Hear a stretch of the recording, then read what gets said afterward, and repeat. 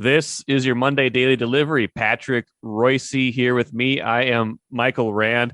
It's one of the busier weekends I can remember. A lot at stake for a lot of teams here, and the only one that really won was the Wild, Patrick, and they probably had the least at stake. I want to talk Vikings, want to talk Gophers, want to talk Timberwolves a little bit because that thing has fallen apart on them. Talk Wild, talk Minnesota United too, making the playoffs. So many things. Talk a little Aaron Rodgers, Jordan Love too, but we got to start with the Vikings, Patrick. What if I tell you the Vikings almost won, even though they had 13 first downs and gave up 36 first downs to the Ravens on Sunday? That was a bloodbath, except for the scoreboard. Yes, it was. And two things. A, it looked like they actually were going to win after Anthony Barr made his first great play in 3 years on the, or 3-4 years on the tip to himself on another ill-advised throw, another inattentive throw by Lamar Jackson on that play there at overtime, and then they don't go anywhere on that. That really surprised me. I don't know why it did. It just didn't seem to surprise me. I thought they'd seize the momentum there briefly, but that's one thing. But I really do think the Ravens kept them in the game with just their idiocy. The penalties, the dumb penalties they made, the dumb play callers they made. Well, we all love Lamar Jackson's athletic ability, but he's not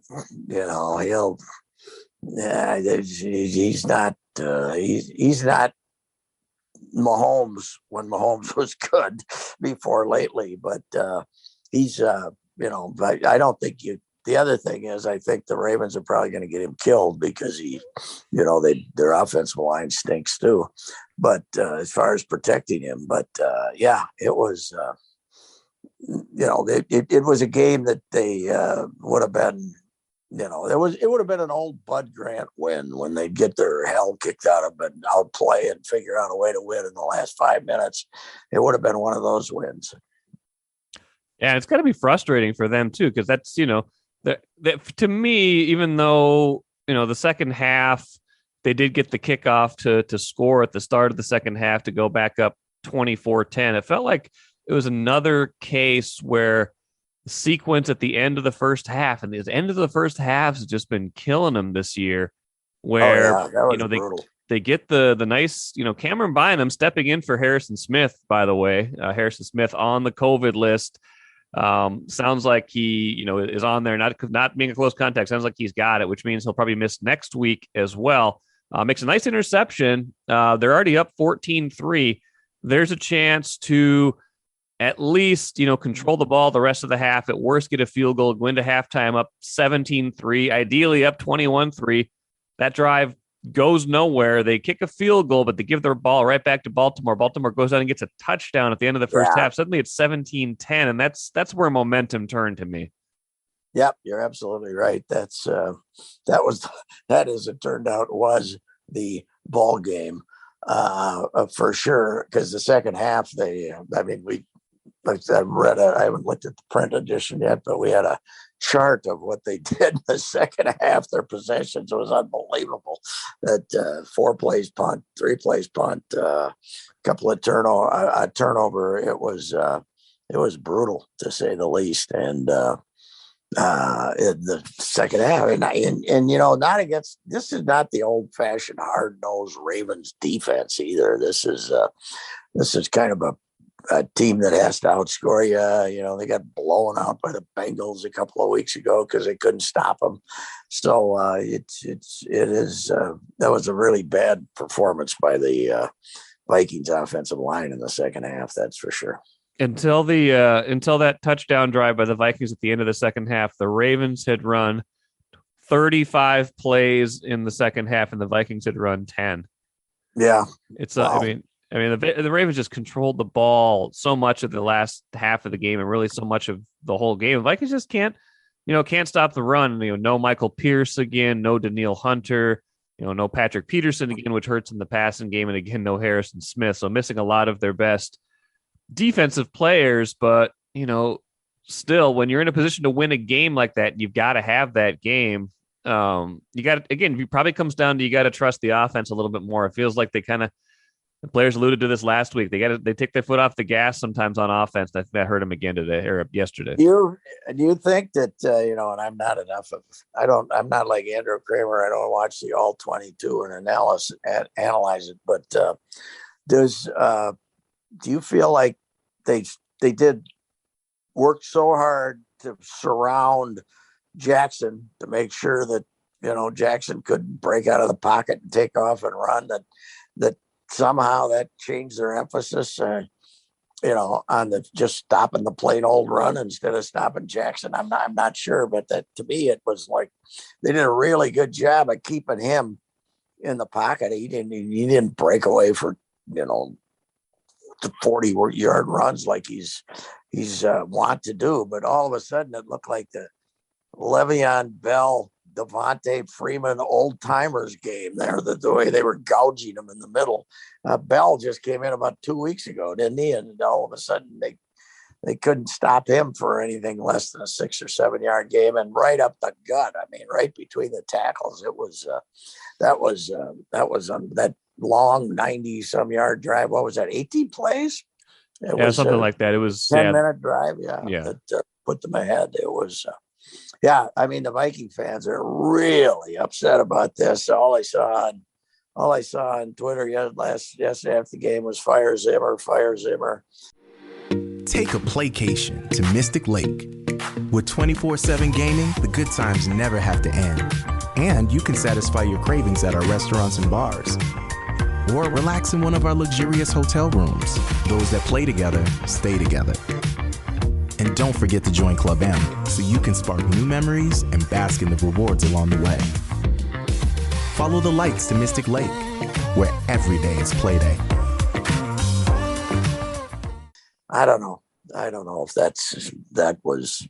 I don't put this one, to me, doesn't rank anywhere near the Cleveland clunker. When you managed to get beat 14-10 last week, getting beat at home by Dallas with Cooper Rush playing. I would say this one's your third worst loss. It's certainly not anywhere near your first worst loss. And when you got to throw as far as stinker performances, I thought that I'd put Detroit ahead of that one. So I know the fans are all emotional because it looks like the end of the season now, being 3-5. But I don't put this one in that same category. You're playing a team that's better than you, and especially with all the injuries you had on defense, it was the result wasn't at all surprising. It's just that they had a chance to win it and they didn't. After Anthony Barr's interception, they had a chance to win it and they didn't. So yeah, they had a chance to win if they would have been better in the second half, and a chance to win after that play. Couldn't do it. Hey, how happy do you think Adam Thielen is? 2 catches for 6 yards yesterday after being a little critical of the direction of the offense last week.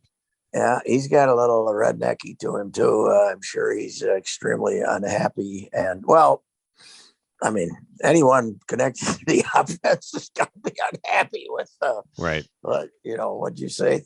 10 plays until 13 plays or something. 13 first downs all game, and I bet a bunch of those. I mean, so many of those must have come on the first 2 drives too, when they actually scored touchdowns on those first 2 drives. It was kind of the same game we've seen so much. They perform well in those early drives, and then the offense just goes away. Well, the one little twist is they had a second TD drive, which was 98 yards or something like that. I mean, they had the second one. So they must have had leftover script plays from the first one when they had the second one.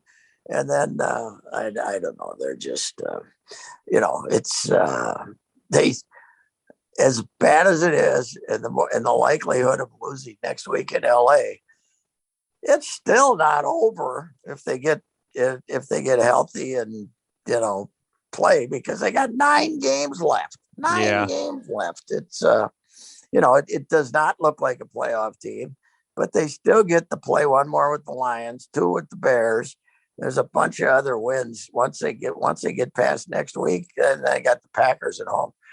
I'll bring up the Packers and say they're pretty good. They're better than I thought they were. I watched them. I mean, the quarterback's got no chance. He's not prepared to play at all. Jordan Love, he was terrible. And yet they hung in there against Kansas City, who's got some problems, obviously. But the Packer defense looked a lot better than I ever imagined them being when the season started. And so that'll be a assuming an idiot is playing Rodgers and the team decides to rally around and play for him like they did, like they did yesterday for Jordan Love. They got two more tough ones in a row, but obviously if they get to 3-7, they're not making the playoffs. So they got to win one of the next two. But if they win one of the next two, they still got a shot, Yeah. to limp into the playoffs as the 7th seed or something, So Technically, they didn't seem like a team that quit. Certainly yesterday, they just didn't seem like a team that's very good. I mean, Eric Kendricks, by the way, 17 tackles in that game. He's gonna need some time in the cold tub or whatever they do today. Yeah, it was, and I mean they had guys playing yesterday I never heard of. Who's Wixie or Wilksy or whoever. Right. And then they had. One thing is we've spent all year saying where's their draft? I mean, where's their draft from this past 2 years? We saw most of it yesterday, and some of them were okay, Yeah. So it is. I mean, this COVID thing is incredible how it when all of a sudden these things pop up, with Rodgers and now Harrison Smith and all over the league. All of a sudden, guys can't play, and if you're in that locker room with them, you got to be saying, "What the hell? Come on, fellas! Right. The game's no fun." And all of a sudden, you're not out there. Now, Harrison, these guys don't get paid, right? If they're unvaccinated. I think I can't remember if they don't get paid or not. I feel like they don't get paid only if the game has to be a forfeit. Oh, okay, all right. I know if the game has to be forfeited, then nobody gets paid, right? Yes. That's what they're putting on. So, all right. I can't remember what the payment situation is if you're unvaccinated and you go on the COVID list. That's a good question to look into further. By the way, ladies and gentlemen, you might recall the pattern of COVID when it first started. It was over there, and then it came over the ocean. Yeah, it's exploding in Europe again right now. Oh, so get ready to be going to ball games with a mask on this winter here. So yeah. Anyway, I got some friends in Croatia who told me they all of a sudden they're not supposed to be leaving, anywhere without a mask on, and it's exploding in Europe apparently. So great, feisty little bugger that we've done everything we can to let it keep going. So. That is true. Let's transition to the Gophers, Patrick, because it felt like one of those weekends with a lot of local teams having disappointing results. Not all of them, but like I said, the Wild and the Loons did what they needed to do. But Gophers, man, I mean, just kind of like the Vikings, if they can't play with the lead, they have a hard time. And even the Vikings had a lead Sunday and still struggled. But the Gophers, when they get behind 14-0, and whatever we saw of Tanner Morgan in 2019, we just haven't seen since then. They just have a hard time coming back in any game. Yes, and I Randy Johnson does a good job for us as a beat guy, and I was reading other stuff all weekend, and this idea that the other team gets 2 touchdowns in the first quarter and the game's over. I mean, it's Illinois. Right. They stink. They didn't try to do anything the rest of the game offensively. They'd try to get 2 first downs and then punt it back to you. How can this be insurmountable? How can 14-0 in the first quarter playing at home be insurmountable? It was, and everybody's mad at Sanford for, not opening up the offense. Well, he's doing what Fleck wants him to do. He's not out there saying, no, we're going to run. We're not going to throw. And let's face it, the great big weakness of this team has been throwing the ball. Yes. Morgan's had a terrible year throwing the ball. Ottman Bell was hurt again. Their receiving core is extremely erratic when he doesn't play. And, but I still don't know how it's a given that you're really in trouble when you get behind a low octane conservative Illinois team, 14-0, and they don't do anything the rest of the game, and you still end up getting beat. It's now talk about a team that, how many times were they in Illinois territory, and once they got there, it was like, oh, now what are we gonna do? Right. Punted or lost the ball or did something. That was pathetic. That was pathetic. I did not see that one coming at all. No. I mean, Illinois, by the way, Illinois won at Penn State. Hooray. Okay, they won, and Penn State's going in the tank, by the way. But, and James Franklin, they're all happy that James Franklin might be leaving out there. But they won at Penn State. Then they lost at home to Rutgers, which got beat 52-3 Saturday by Wisconsin.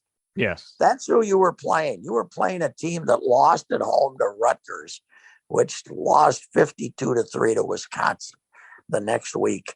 That's who you're playing here. There's no where's this big gruesome offensive line that we fell in love with, and they could 6 sacks they allowed, for God's sakes. And it's not like the Gophers were dropping back and throwing on every play either. How do you allow 6 sacks to Wisconsin, to Illinois? It was brutal. Maybe it's Bielema magic. He's now 8-0 against the Vikings. Against the Gophers. I don't know. Didn't go for 2. He didn't go for 2 at least. No, he did not. He did not. I don't think he's probably been in the league enough to dislike this guy as much as he hated Brewster. But right. I talked to Blake Sorensen for a column I wrote on Bielema for Saturday. The Eden Prairie guy who played 4 years over there was captain on that first Rose Bowl team that was really good, the one that lost to TCU. Yeah, and he I brought up going for 2. He said it was on the card. It was on the card. 41-16. Brett said it was on the card. He loves Bielema. That's great. He thinks he's great, but he did say he hated his guts, meaning Brewster. He hated Brewster's guts. He did everything he could do. When he went for 2 against Brew, Brew got fired like 2 weeks later. Yes. That was October 9th, I believe, and he got fired after the October 23rd game or October 30th. Somewhere there. It wasn't that far off. Yeah. So, but that was a pathetic performance. But look, listen, I watched quite a bit of Iowa. They're terrible. They have no offense whatsoever. That game could be 5-3. It was, it's, they could not move the ball at all. I don't know what happened to them from going to they were up to number 2 at one point, right? Number 2 in the country. And somewhere in there. They were definitely up there. Mike, their back-to-back losses to Wisconsin and Purdue. Yeah. This is Iowa, right? Hard-nosed Iowa. They ran 60 times for 100 yards combined. Ugh. So they got to throw, and they don't have anybody can throw. And it's that, if the Gophers show up and play, it's going to be a 1-score game. So it's not like they're going to get blown out like when Iowa played them here last year. Sure. So, they still got a shot, but man, that was terrible. The dancing on Wisconsin's grave early in the year was premature because they're now tied atop the Big Ten West. 4-team tie, by the way. Wisconsin, Minnesota, Purdue, and Iowa are all 4-2 right now. So, in retrospect, the Purdue win was their best win of the year down there. Maybe we already knew that, but Purdue's pretty good. So, all of a sudden, unlike Nebraska, which I think they lost another one, right? To Ohio State. They played gamely against Ohio State and lost. They're now 1-6. 1-6 in the West. Yeah, 3-7. 1-6 in the Big Ten. 3-7 overall. They can't. I still am looking at some more Nebraska stuff that they think Frost is coming back, but I can't believe that the fellas down there aren't gonna. They got to be going nuts down there, don't they? They'll run him off, so they owe him millions and millions. But I don't know. But the Gophers, what a clunker! What a clunker! I guess it's still true. I guess it's still true they control their destiny, right? Because if they went out, if they went out, sure, they still would win it. But yeah, they get to play Wisconsin here, and if it's a big championship, Wisconsin still is shaky at quarterback, but they found a running game again, and and their defense is 47 yards a game rushing against them or something. So the Gophers going to beat Wisconsin. They're going to have to throw it, but first they got to worry about Iowa. He hasn't beaten Iowa yet. So no. Patrick, what if I told you that the Timberwolves, after they went to 3-1, won at Milwaukee, and again Milwaukee is down a little bit right now because they're missing some of their key players, but still, defending champions, they go there, they're feeling good about themselves. What if I told you they came home for a 4-game homestand with a bunch of winnable games on it, and they went 0-4, and Karl Anthony Towns in those 4 games, they were outscored when Towns was on the court by 97 points combined. It's you would tell what you would tell me? It's what? The Timberwolves. Yeah. The Timberwolves. I guess that's true. You know what my slogan with the Timberwolves is? Even when they do the right thing, it's the wrong thing. Right. That's they can, but yeah, I don't know what it's they can't shoot. They had 84 points the other night. They had 49. Yes. They had 49 points midway through the second quarter against the Clippers. They scored 35 points in the last 2.5 quarters. Like in the modern NBA, that's almost impossible. You have to be trying not to score. And the Clippers, now they first of all, their last win is New Orleans, right? No, wait. Last win was Milwaukee. They lost. So they split with New Orleans, right? And then they went to Milwaukee. And their last they split. They had the 7 out of 8 at home, including 2 with Milwaukee, 2 with the Clippers team that doesn't have Kawhi, which is like not having, it's like the Warriors not having Steph Curry, and they got him. The first Clippers game, looked like they were going to beat them bloody, right? And then they ended up, and then they were ahead 20 the other night and lost by 20. Yeah, I don't know. It's they have no idea. You know what the modern saying is, and I kind of like Finch. I don't know him, but I just observing him. But the modern thing is, well, we were playing good, and then the ball got sticky. Okay, the ball got sticky. Take that sticky, and blah. No, it didn't. You stunk. It didn't get sticky. You stunk, and it's offensively, it's just brutal. They phased out McDaniels. I mentioned that last week. He doesn't get any shots. He was a pretty good player for him last year. I thought he was kind of a revelation. Let him take a shot.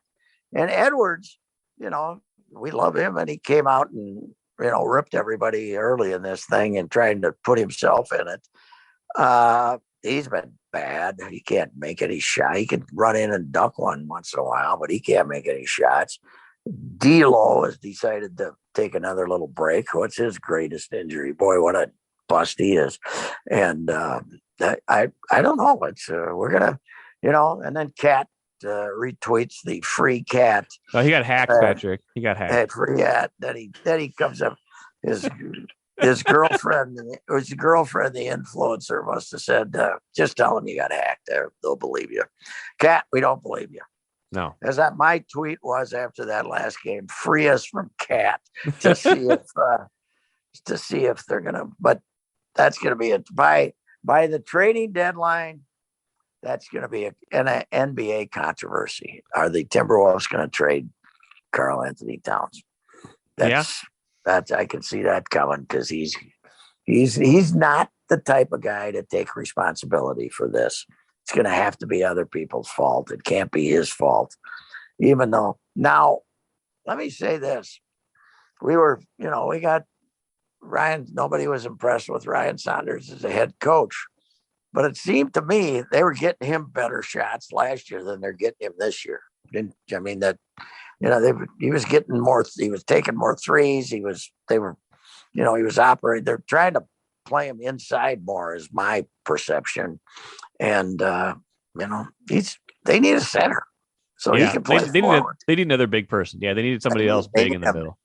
They need Steven Adams or somebody to knock people around in the middle so Cat can float around and be your extra. The one game he really tried to play was against Jokic, and that was he outscored him 10-0 in the first quarter, and in the second quarter it was like the rest of the game he had 8 points or something. I don't know what's your perception. You probably watch him close. I can't stand him to watch him sometimes. So I mean, he's an emotional guy, so he gets into games and he can get taken off of his game easily. And maybe an overall thing that I could imagine happening is he sees this transitioning into Edwards' team and he's checking out a little bit. I don't know what it is specifically though, because offensively, it seems like offensively, no matter what's going on, he always seems to get his points. And he's just not getting his points or his shots right now. So that part of it is confusing to me. Yeah, Chris Finch is supposed to be a offensive. That's supposed to be his best, right? And their offense looks terrible. I mean, it doesn't look to me like they're running any innovative stuff. They're not really, they're not getting a good shot with 10 seconds on a clock or anything like that. Their threes, most of them are just throwing them up. It's not like it's coming out of some great flow of the offense or something. But boy, it didn't take long you have an 8-game homestand to open the season. 7 out of 8 at home, bunch of easy teams at home, and you win the one road game against the defending champs. Yeah, they've lost 5 in a row at home. You still managed to be 3-5. It's they're just, I don't know. That's the Timberwolves, like you said. That's the Timberwolves. It just is. It's just, like I was at the game on that Saturday night, the first 2 weeks ago, right? Yeah. And had a rousing first half, right? Who are they playing? Was that the Clippers? I wasn't the Clippers. Who the heck was? I can't remember who it was. But the crowd was really into it, right? I mean, they announced 17 something that night. It was a pretty good crowd. And the first half, it was, Edwards had a couple of breakaway dunks and they were moving around and the fans were having fun. They were still optimistic. And then boom, they just hit the wall and they were brutal the rest of the way. And was it the Denver game where they were already excited coming off the Milwaukee win?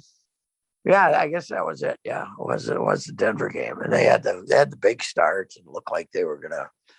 That's the other thing. I mean, Denver, and you're playing Denver, and they don't have no Jamal Murray. Yeah, no Jamal Murray, and that's the other thing. You got your team basically, except no D'Lo the last 2 games. No D'Lo the last 2 games. Who gives a damn? But they're playing these teams that are all banged up and they still can't win. I know. It's unbelievable. But and meanwhile, the hockey team the other night, they get a pull a goalie goal with 3 seconds to go and then win overtime. And then last night they were playing one of the best teams in the league, the Islanders, and they get 4 in the third. They could be as good as we thought they were going to be. That 2 game that when they had 2 straight clunkers last week. Right. Everyone thought that was a bad sign, but they're good. The winter competition between the Wild and the Wolves is more lopsided than normal, and it's usually lopsided. But this team is they're going to have a rousing winter while these other guys got a board going.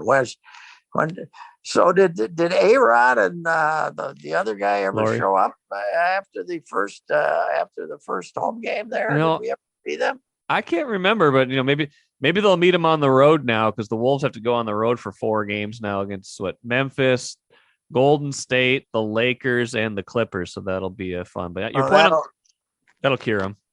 That'll help the rumors that they're, it is amazing how Minnesota fans, they have only one reaction when the team's going to be sold. They're moving. Yeah. They're moving. Yeah. And then, of course, there's nothing quite as thrilling. And if I was an investor, or if I was a big Wolves, part of the Wolves operation or something, to read the comments on the Star Tribune stories on the Wolves game. We get about 25 of them, and they all say the same thing. They're moving. We're better off if they move. We hate them. It's all they all, it's boy, their image in this town is just brutal, and it's brutal and well earned. Well earned. 2 weeks ago, people were excited about the Wolves and the Wild, and now it's so much of this too is, every league now is treated like the NFL, where every game is this do or die moment, and you can't do that with an 82 game league, and you certainly can't do that with a 162 game league like baseball. It'll wear you out. Yes, yeah, that's true. That is, I mean, it is. It's a different animal, and what I loved was when the NBA they had this idea of reducing it, having that mid-season tournament they were going to have. Yeah. I thought, that's not bad. 70-game season and a mid-season tournament. They were still going to play 78 regular season games. And so if you're one of the good teams, you're going to take a 2-week break in January and make these guys play more games that they wouldn't possibly play. You already got a big problem with guys not playing. It's I don't know. I thought they were, I don't want to say I thought they were a cinch to be top 10 and make that play in, but now that doesn't even look possible the way they're playing with Cat. Cat is not, he's not a rally around me, guys. I got a good friend who's been in that organization for 30 years in different capacity, and he's not exactly intimately involved, but he's one of his unfavorite people, and not because he's a bad guy, just because he's a Cat 100% all about me guy. Yep. And that's bad for a team leader, so they hacked his game. Really quick, Patrick, Minnesota United made the postseason. All they needed was a draw on Sunday, and they got it there in the most Minnesota United fashion. They were up 2-0, wind up 3-3 draw out in Los Angeles, but they get in. They're the 5th seed in the West. So, all this consternation about other teams. The Loons are in, and now they got to wait 2 weeks to play in the playoffs. This thing's going to go into December this year. What if they not won? Because they had a chance to get in if this team loses and that team loses. Did they have to win? I don't know what they had not drawn. What if they made it or not? One of the teams below them did win. I don't know what the tiebreaker exactly looked like there. They might have still snuck in as like the 7th seed. What I do know is the team they were playing, because of the result in a game that was going on at the same time, the team they were playing, the Galaxy, had to win. So they knew that in the end of stoppage time, and they did not. So they got bounced out at the end. So I don't know if So you don't think they did have to win then? Going in, we knew that at least a draw got them in. I don't know if we knew. I don't know if we knew by the very end. Maybe by the very end we knew that they still would have made it, but again, still took it right down to the to the final minute. They could still get they go on a road, but then they need some losses up above them. The great thing about soccer is it's even more random than hockey, right? The result is it doesn't. Once you're in, you can win it because it's going to be 2-1, and maybe you'll get 2. That's the way it works. But this idiocy of playing this late into the season, you know what? Bring back the kick schedule. We play in the summer. these louts don't get on a plane and fly to Kenya to play and leave our team. If you're on my team, you play for my team. The hell with this international break and all that stuff. You're on my team, play for me, and let's get this season over with. It's ridiculous how long it takes. I'm not going to be converted to the idea that that my team is your third priority, even though I'm playing. You got the international tour, you got the World Cup, and then they're flying off to qualify for some other idiotic tournaments. But yeah, and now you wait 2 weeks, everybody will forget they're even in the playoffs. So it's but hey, saved Heath's job probably, right? Yeah. If he make the playoffs, I suppose they're in trouble. So Patrick, I was listening to the game on the Score North broadcast. I was in a car last night. What's Callum is his name? Callum Williams. Yeah. Get that guy some oxygen so he doesn't have to be so breathless when he's that's the soccer breathless thing. Come on. I don't need you. Just tell me what's happening. Okay, you don't need this breathless. He says, he was telling me about the heartbreak in Los Angeles because the Galaxy didn't make the yeah. I'm sure that's all they were talking about out there right now is the Galaxy not making the playoffs. So I don't. Patrick, I went back and reread Jerry Zagoda's game story. Yes, they needed that draw. If they would have lost, they would have been out. So it was wow. That was basically they went into those final minutes knowing that one of those teams was going to miss it. If the Galaxy tied, they were out. If the Loons lost, they were out. So the Loons were trying to hang on for dear life, and they did. Unlike a lot of other teams around here. Didn't they get eliminated last year when they had like a 2-0 lead with 3 minutes to go or something? Yeah, they were about to make the MLS Cup final, and they were up 2-0 in the 75th minute, and they gave up 2 to Seattle and then 1 more in stoppage time. So they're trying to erase that. One more thing. What? The volleyball team goes on the road, beats Ohio State, and then they beat Illinois, which is better in volleyball than it is in football. So boy, did he turn them around. They played Penn State and were terrible and got swept at home. And since then, I think they've won 5 in a row against good teams. So quite a turnaround. And all of a sudden, we have a national contender once again in volleyball, which is the best sport on campus. No doubt about it. It's super. The team is always good, and the action is really good as well. Gopher basketball starts this week. We'll see how that goes. I'm sure we'll talk about that on next week's show, as well as more Vikings, more Gophers, big one against Iowa. Lots of stuff next week. Patrick, good stuff. We'll talk to you again next week.